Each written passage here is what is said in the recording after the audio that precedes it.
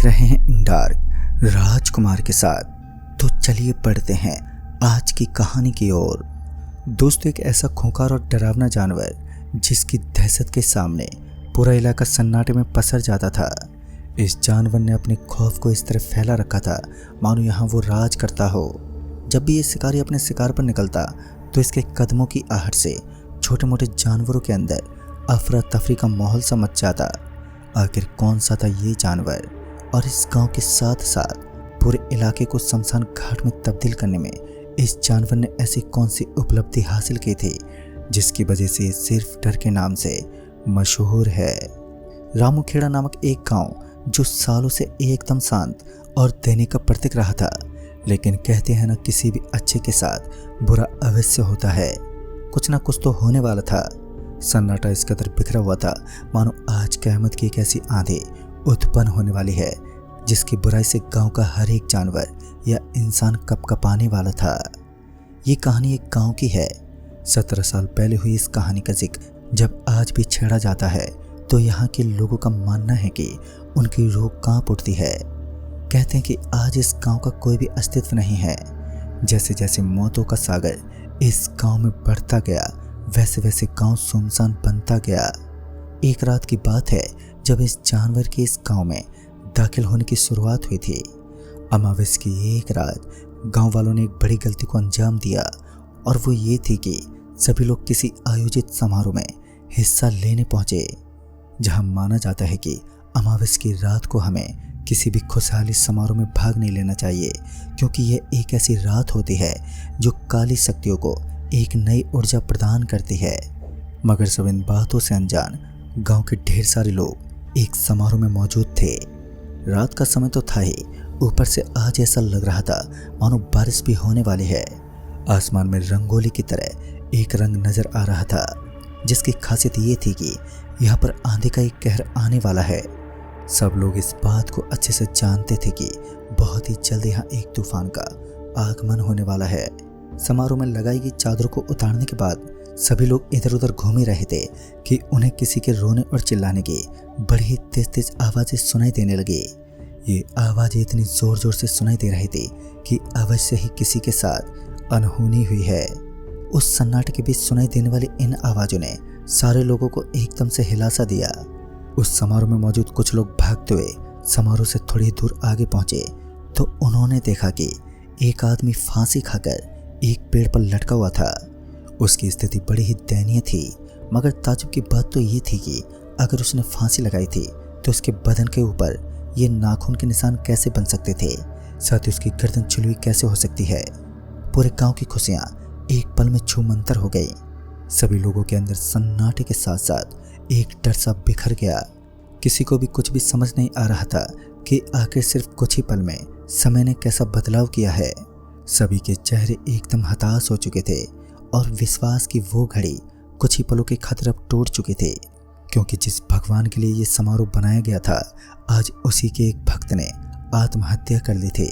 दरअसल सुरेश नाम का ये आदमी इन लोक देवता का काफ़ी बड़ा भक्त हुआ करता था, लेकिन आज उन्होंने आत्महत्या कर कुछ तो गलत साबित किया था, और अभी भी गांव के लोगों को ये विश्वास ही नहीं हो रहा था कि जिस शख्स ने आत्महत्या की है वो सुरेश ही है, क्योंकि गांव का इकलौता सुरेश एक ऐसा इंसान था जो अपने दिल के साथ साथ अपनी बातों का भी काफ़ी सच्चा था। किसी को विश्वास ही नहीं हुआ कि सुरेश ऐसा कर सकता है, लेकिन अब घटना तो घट चुकी थी।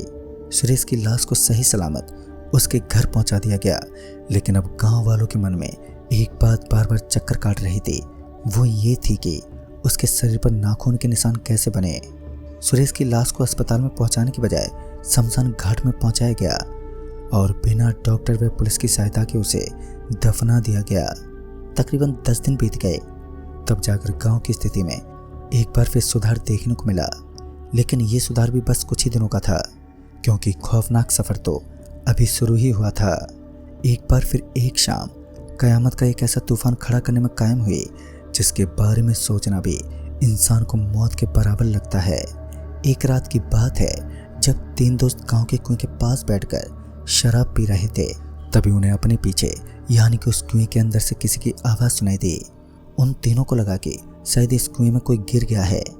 उनमें से एक दोस्त जल्दी से उस कुएं के पास पहुंचने लगा कि तभी उसे काले काले रूप में एक चीज दिखाई दी, जिसका रूप ठीक से तो दिखाई नहीं दिया, लेकिन उसके नाखून बहुत लंबे लंबे थे। दीपक उसी गांव का एक निवासी था जो खाना खाने के बाद अपने घर से बाहर निकला था, क्योंकि दीपक को खाना खाने के बाद बाहर घूमने की आदत थी, जिस कारण वो पास ही में मौजूद अपने दोस्त के घर की तरफ चल दिया। अभी वो अपने दोस्त के घर की तरफ बढ़ा ही था कि अचानक ही उसे उसी कुएं के करीब से उन तीनों दोस्तों के चिल्लाने की आवाज़ सुनाई दी। दीपक बिना कुछ सोचे समझे चारों तरफ आवाज़ देने लगा और किसी को मदद के लिए बुलाने लगा। 17 वर्ष से दीपक हिम्मत दिखाते हुए उस कुएं के पास पहुंचा तो उसने देखा कि उन तीनों की हालत बड़ी ही दर्दनाक थी। दरअसल वहाँ एक काले काले रंग का बड़ा सा जानवर बैठा हुआ था, जिसने उन तीनों की छाती फाड़कर उनके अंदर से उनके दिल बाहर निकाल लिए। अब दीपक पूरा पसीने से लथपथ हो चुका था और वो तुरंत ही अपनी हिम्मत जुटाकर अपने कदमों को पीछे हटाते हुए किसी तरह वहां से भाग निकला और वो अपने घर पहुंच गया। दीपक की इतनी बुरी स्थिति हो चुकी थी कि वो कुछ बोल पाने के लायक भी नहीं था। उसके मुंह से कोई आवाज़ तक नहीं निकल पाई। नज़ारा बड़ा ही डरावना और खौफनाक लग रहा था, लेकिन बाद में उसने किसी तरह अपने घर वालों को पूरी बात बताई कि उसने किस तरह एक ऐसे खौफनाक मंजर का अभी अभी सामना किया है जो बड़े बड़े इंसान को बैकफुट पर धकेलने के लिए काफ़ी होता है। अब दीपक की बातें सुनकर उसके घर वाले और गांव के कुछ समझदार लोग तेज गति से उस कुएं के पास पहुंच गए तो उन्होंने देखा कि उन तीनों दोस्तों की बॉडी वहीं कुएं के करीब पड़ी हुई थी और चारों तरफ खून ही खून फैला हुआ था। मांस के छोटे छोटे टुकड़ों के साथ वहां पंजों के बड़े बड़े निशान बने हुए थे। ऐसा लग रहा था मानो ये बड़ी भयानक करतूत किसी जानवर द्वारा की गई है। गांव में चारों तरफ ये खबर बहुत तेज गति से वायरल होने लगी कि रामूखेड़ा गांव में एक राक्षस का साया मंडराने लगा है। एक ऐसा राक्षस जो इंसानों का दिल निकाल लेता है। और इतनी भयानक खबर फैलने के बाद गांव में चारों तरफ आतंक सा मच जाना एक लाजमी सी बात है। रात होते ही गांव के सारे लोग डर के मारे अपने अपने घरों में कैद हो जाते। खुशहाल जिंदगी जीने वाला ये छोटा सा गांव सिर्फ कुछ ही पलों में डर और दहशत के कुछ ऐसे नजरियों में बदल गया जो वाकई हर किसी को हैरान कर देता। सिर्फ गांव वालों ने एक गलती कर दी थी जिसका इतना भयानक अंजाम होने वाला था। ये किसने सोचा था? भूल तो सबसे ही होती है, लेकिन इस भूल ने तो रामूखेड़ा गांव के ऊपर कमाली करके रखा था, या फिर ऐसा कहें कि भय का शोर मचा के रखा था। गांव में ऐसा कोई भी शख्स नहीं था जो इस राक्षस के खिलाफ आवाज उठा सके, या फिर ऐसा कहें कि इस पर विश्वास ना करे। गांव के सभी लोगों को ये लगने लगा था कि यहाँ कुछ तो ऐसा मौजूद है जिसकी दहशत के सामने पूरा का पूरा गांव घुटने टेक चुका है। लेकिन कुछ लोग इसका इलाज भी करवाना चाहते थे, तो उन सभी लोगों को ये मालूम नहीं था कि आखिर ये शक्ति कौन सी है और इसके पीछे का इलाज क्या है। उन्हें बस इस चीज़ के इलाज से ही मतलब था, और इसी कड़ी को लेकर गांव के कुछ समझदार लोग वहीं पास में रहने वाले एक तांत्रिक के पास पहुंचे। तो उस तांत्रिक के मुंह से निकलने वाली बातों ने गांव के सभी लोगों को हैरान की सीमाओं में डाल दिया। उस तांत्रिक महाशय का कहना था कि आपका गांव बहुत ही जल्दी एक कब्रिस्तान के रूप में तब्दील होने वाला है। बस इतना कहने के बाद उसने आगे बताना ठीक नहीं समझा। गांव के सभी लोगों के दिमाग में एक कन्फ्यूजन बन चुकी थी। उन्हें समझ नहीं आ रहा था कि आखिर उस तांत्रिक बाबा ने उन्हें किस चीज़ के बारे में बताया और वो क्या कहना चाहते हैं। कहते हैं कि जब आंधी अपना बड़ा रूप बनाती है तो आसपास की चीज़ें बहुत ही जल्दी बिखरने लगती हैं। कयामत का ये दौर अभी तो शुरू ही हुआ था। धीरे धीरे इन तीनों लड़कों की मौत के बाद पूरा का पूरा गांव दहशत के रूप में जीने लगा। लेकिन दूसरी तरफ पास में मौजूद गांव वाले लोग अभी भी उसी खुशहाल जिंदगी के साथ थे। लेकिन काली शक्तियों की चर्चाएं भी बड़ी मशहूर होती हैं। दूसरे दिन ये खबर मिलती है कि पास में पड़ने वाले गांव के अंदर एक स्त्री की लाश मिली है, और भय की बात तो ये थी कि उस लाश का आधा शरीर तो कहीं पर मिला ही नहीं, और उसके आधे शरीर के ऊपर घाव बने हुए थे, जो सच में बड़ा ही डरावना पल था। और कहीं ना कहीं ये बातें वहीं पास में रहने वाले अन्य गांव को भी डर और खौफ के नजरियों में डाल रही थी। सभी लोगों को यही लगने लगा था कि अब सच में ये इलाका पूरी तरीके से हॉन्टेड बन चुका है, यहाँ रहना भी अब उचित नहीं है। कुछ लोगों ने तो दूसरे ही दिन उस इलाके को छोड़ना शुरू कर दिया और वो शहर में बसने चले गए, और कुछ लोगों का दिमाग अभी भी किसी खूंखार जानवर को लेकर बना हुआ था, या फिर ऐसा कहें कि उन्हें अभी भी ऐसा ही फील हो रहा था मानो यहाँ कोई शेर जैसा भयानक जानवर है, कोई ऐसा जानवर जो दिखने के साथ साथ अपनी करतूत में बड़ा ही डरावना होगा। उस महिला की मौत के बाद चारों ओर बस एक ही नाम गूंज रहा था, भेड़िया मानव। लेकिन क्या अभी भी इस दुनिया में किसी भेड़िया मानव का अस्तित्व था या फिर नहीं? कुछ लोग इन बातों को गलत साबित करने पर पूरी तरह से तुले हुए थे, तो कुछ लोग तो इन्हें अभी भी सही मान रहे थे। जैसे ही रात का समय होता तो रामूखेड़ा गांव सन्नाटे के माहौल में इस तरह डूब जाता मानो इस गांव में कोई रहता ही ना हो। गांव के कुछ लोग तो अपने घरों के सामने यहाँ पर कोई नहीं है इस नाम का पोस्टर लगाकर चुपचाप डर और भय में अपनी जिंदगी व्यतीत करते। लेकिन एक दिन जब सभी लोगों ने अपनी आंखों से उस भयानक राक्षस को देखा तो उन सभी के होश उड़ गए। दरअसल एक बार फिर अंधेरी रात के वक्त जब सभी लोगों ने किसी के रोने और चिल्लाने की आवाज़ सुनी तो इस बार सभी लोग अपने घर और खिड़कियों से देखते हैं कि उन्हें अपने घर के बाहर पीपल के पेड़ के नीचे एक काला काला और घना आकार का जानवर खड़ा हुआ दिखाई दिया, जिसके हाथ में कुछ इंसानी हड्डियां दिखाई पड़ रहे थे। और वहां पर एक आदमी पड़ा हुआ था जिसने लाल लाल कपड़े पहन रखे थे। लोगों को ये बात अब अच्छी तरह से मालूम पड़ चुकी थी कि एक और मौत अब इस गांव का नजरिया बदलने वाली है।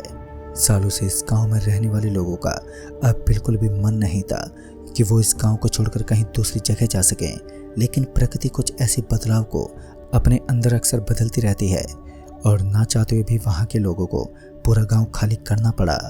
उस दिन के बाद वो गांव धीरे धीरे खाली होने लगा, लेकिन असलियत का पर्दा अभी भी खुला नहीं था। कोई भी जान नहीं पाया था कि आखिर इस गांव की असलियत क्या है। क्या सच में कोई ऐसा जानवर है जिसने इस गांव के अंदर तबाही मचा रखी है, या फिर कोई ऐसा शैतान जिसका प्रकोप इस गांव के लिए बदनाम साबित हुआ हो। गांव की स्थिति धीरे धीरे बिगड़ती जा रही थी और तकरीबन कुछ दिनों के बाद ही वो पूरा गांव खालिस्तान के रूप में तब्दील हो गया। मगर ये घटना सिर्फ इस गांव तक ही सीमित नहीं थी, क्योंकि कुछ ही दिनों बाद ही वहीं पास में मौजूद गांव के अंदर भी इस तरह के डरावने हादसे जन्म लेने लगे। तकरीबन 10 किलोमीटर में फैला हुआ पूरा एरिया एकदम डरावने सीन में बदल गया और वहाँ के लोगों का मानना था कि सच में यहाँ पर एक ऐसा शैतान निवास करता है जो इंसान को मारने के बाद उसका दिल निकाल लेता है और फिर वो उसे चबाने लगता है। वो शैतान 2 चीज़ों का भूखा है, एक इंसान की मौत का और दूसरा उसके दिल का। मगर आज तक कोई भी शख्स उस जानवर के रहस्य को जान नहीं पाया था। लेकिन कुछ ही दिनों के बाद ही पता चला कि वो एक ऐसी बला है जो पहाड़ों में दूर रहती है और अमावस्या के दिन वो शैतान इस गांव की तरफ आकर्षित हुआ था। कोई भी इस बात को जान नहीं पाया कि उस डरावनी गुफा का द्वार कहाँ पर मौजूद है। दोस्तों, आज इस घटना को बीते करीब 15 साल बीते होंगे और आज तकरीबन 10 किलोमीटर के दायरे में फैला हुआ ये पूरा का पूरा इलाका अब किसी शमशान घाट में तब्दील हो चुका है।